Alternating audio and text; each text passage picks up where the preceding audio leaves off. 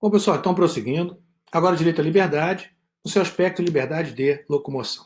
Liberdade de ir e vir, liberdade de circular pelo país, liberdade de deixar ou de ingressar no seu país.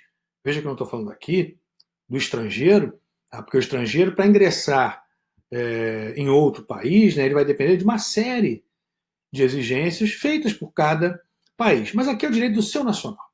Do seu nacional circular pelo país, por todos os estados do país, por todos os municípios, de deixar, portanto, o país, de circular dentro do seu próprio município, enfim, essa liberdade ambulatorial, essa liberdade de ir e vir. Vamos ver o conceito? Direito à liberdade de locomoção. Liberdade de locomoção deve ser entendida como a possibilidade de, em tempo de paz, ingresso, circulação interna e saída do território nacional, olha o que eu disse. Circulação interna, ingresso, por óbvio, né? Circulação interna, saída do território nacional. Também não é um direito absoluto, assim como os demais direitos fundamentais. Veja que esse direito à liberdade, liberdade de locomoção, liberdade ambulatorial, assim como os demais direitos fundamentais, não é um direito absoluto. Então pode sofrer restrições. A Constituição estabelece a possibilidade de restrição, por exemplo, em caso de estado de defesa, em caso de estado de sítio, mas não apenas nessas hipóteses. O caso da pandemia, pelo qual o mundo está passando, e com o Brasil, por óbvio, não é diferente, nós vimos essa possibilidade de limitar a circulação de pessoas. Limitar a circulação de pessoas, veja, mesmo não havendo decretação de estado de defesa ou de estado de sítio. Porque nesse caso o que se tem é um conflito entre direitos fundamentais, entre a liberdade de circulação, entre a liberdade de locomoção, entre a liberdade de ir e vir e o direito à saúde. O direito à saúde individual, o direito à saúde pública. Porque se tem uma doença que se propaga a partir da circulação de pessoas. E será que eu não posso restringir, limitar essa circulação? Por óbvio que sim, claro que sim, desde que a limitação seja proporcional, seja necessária, seja adequada, seja proporcional em sentido estrito, seja razoável, quando não houver outro meio de atingir ou de alcançar aquela mesma finalidade.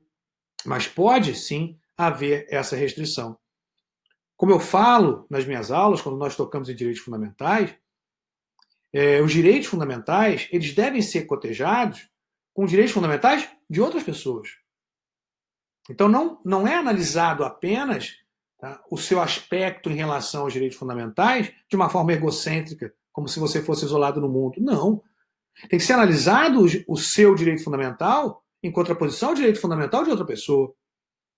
Então, eventualmente, a sua circulação, o seu direito fundamental de locomoção, pode violar o direito fundamental da coletividade.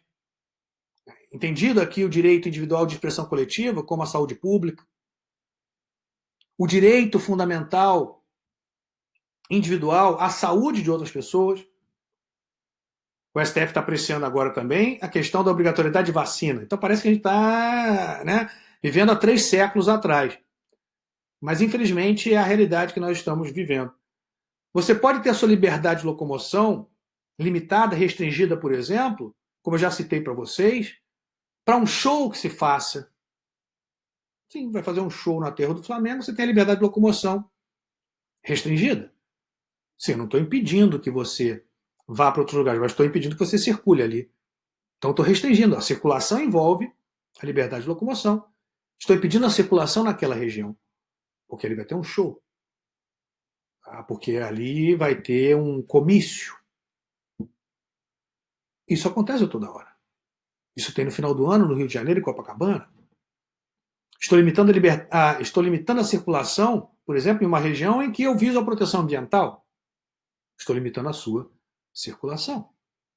Então, a liberdade de locomoção, ela também é relativa, assim como os demais direitos fundamentais.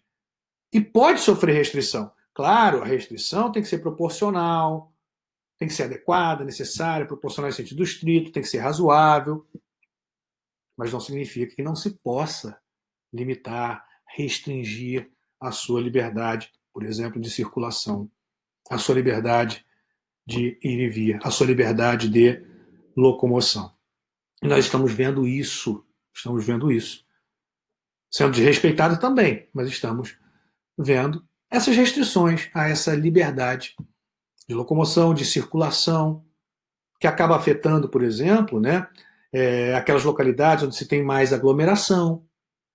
Então você restringe o acesso àquela localidade para evitar a aglomeração. Então eu estou restringindo a sua liberdade de circular naquela área, de circular naquela região.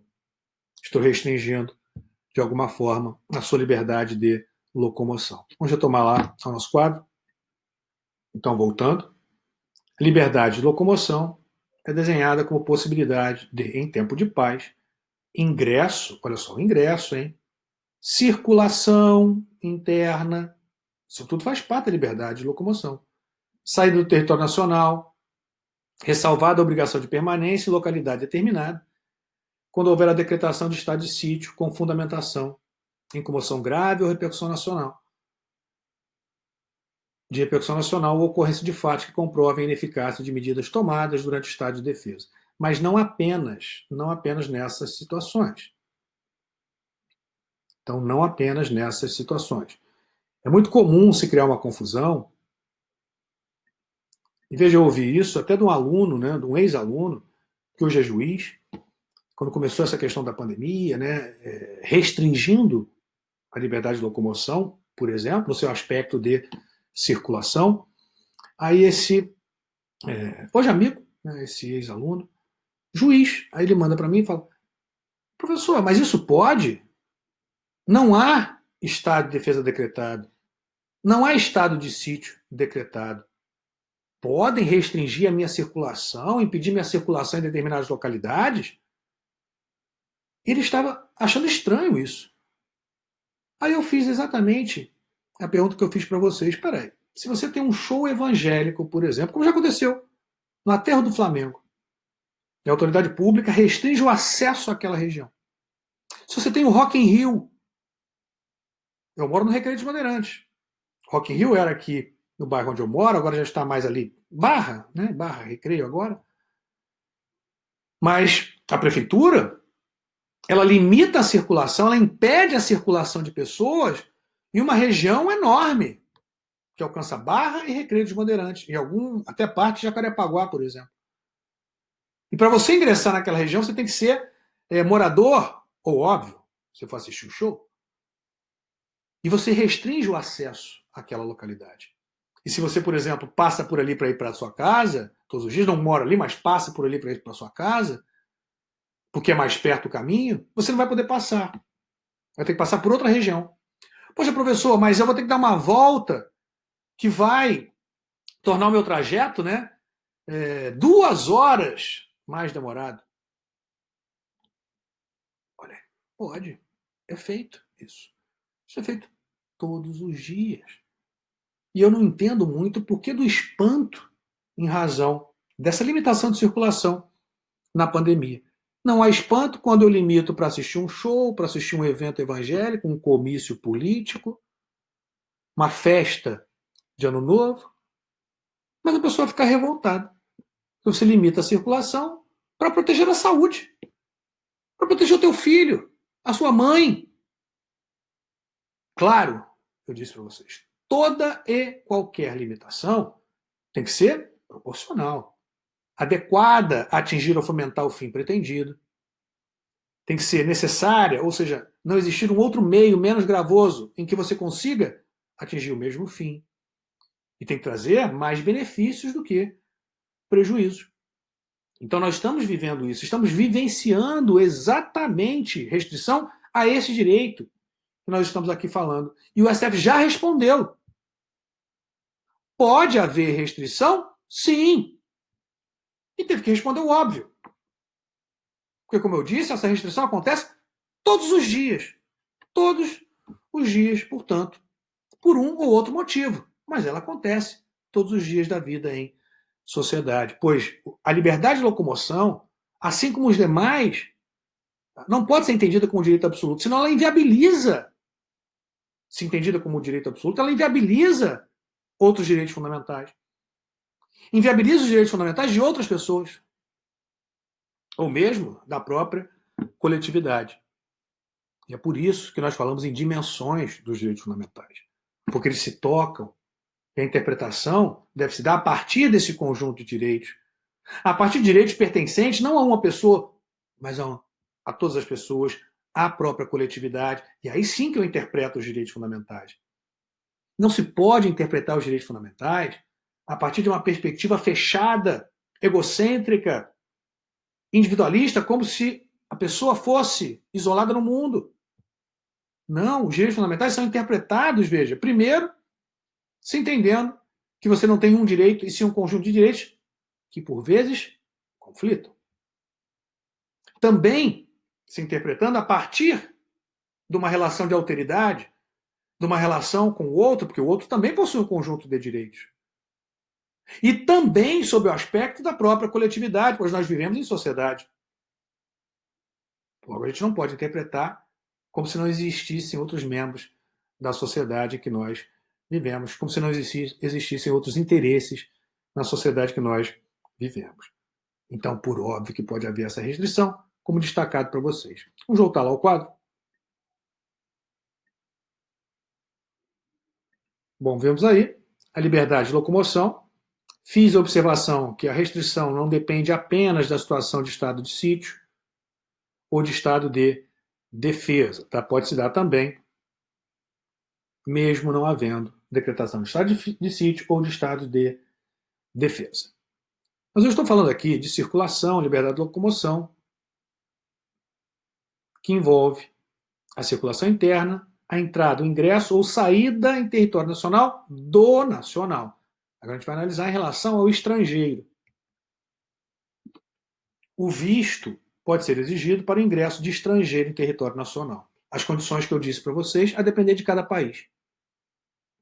Submetidos os que houverem entrado ou permanecido irregularmente no Brasil, a deportação. Então, está em condição irregular, deportação. Para o estado da nacionalidade ou de procedência dos deportados. Ou para outro que consinta em recebê-los, sem prejuízo da possibilidade de expulsão. Expulsão em decorrência da prática de crime no Brasil. Então, não confundir deportação, que envolve situação de ingresso ou permanência irregular no país, com a expulsão, quando houver situação que indique periculosidade ou indesejabilidade do estrangeiro no país. Tem um caso concreto, bastante interessante. O indivíduo, ele era soviético. Não é russo, não. Ele era soviético. Ainda existia a União Soviética. Ele veio para o Brasil num navio mercante. Ele era lá marinheiro do navio, trabalhava no navio. Ele trouxe, não lembro quanto lá, mas trouxe vários quilos de cocaína. Na verdade, ele comprou aqui no Brasil a cocaína e ele ia levar para fora. Então foi pego com ele dentro do navio. Na verdade, não trouxe, não. Ele ia levar. Ele comprou aqui e ia levar novamente quando ele voltasse. Mas ele foi pego, portanto, no Brasil com essa cocaína. Tentando sair do país com essa cocaína, foi preso, foi processado e foi julgado por tráfico ilícito de entorpecente. Foi condenado no Brasil. Ele não ia morar aqui, veja. Tá? Foi condenado no Brasil, foi aplicada a pena e começou a cumprir pena. Cumpriu pena. Acabou conhecendo, né, uma moça, né? Conheceu uma moça, isso para mim sempre é muito estranho, né? O indivíduo conhece a moça na prisão. Mas como é que conhece a moça na prisão? Vai lá para conhecer os presos? Como é que conhece a moça na prisão? né? Acho até que ele devia, óbvio, conhecer antes, né? Mas tem muitos casos que conhecem da prisão mesmo. O maníaco do parque, por exemplo, se casou com uma mulher que ele conheceu na prisão, ele estava preso. Ela mandava carta e depois foi lá e se conheceram. Mas, enfim, se conheceu, se casaram e ele cumpriu a sua pena e, posteriormente, né, encerrada a pena, ele deve ser colocado em liberdade. Colocado em liberdade, encerrada a pena, ele não tinha residência no país. Não residia no país.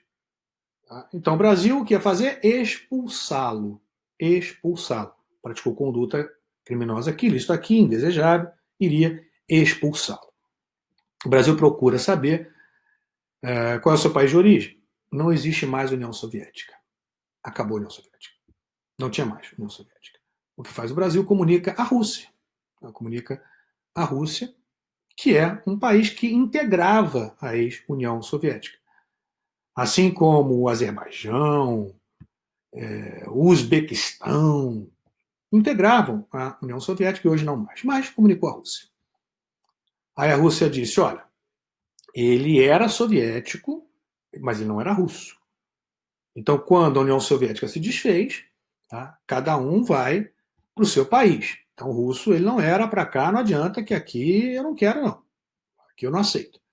O Brasil começou a enviar mensagens para os demais países e chegou à Lituânia. A Lituânia responde. Ele era soviético-lituano. Sim, nasceu na Lituânia.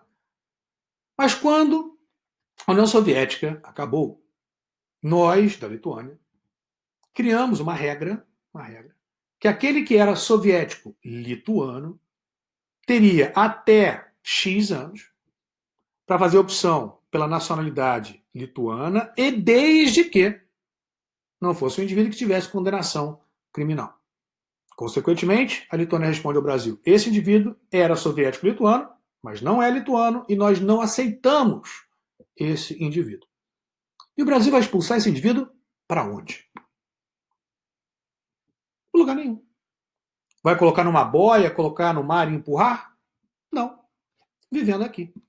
Mas o que é pior, a curiosidade do fato, vivendo no país sem poder se naturalizar.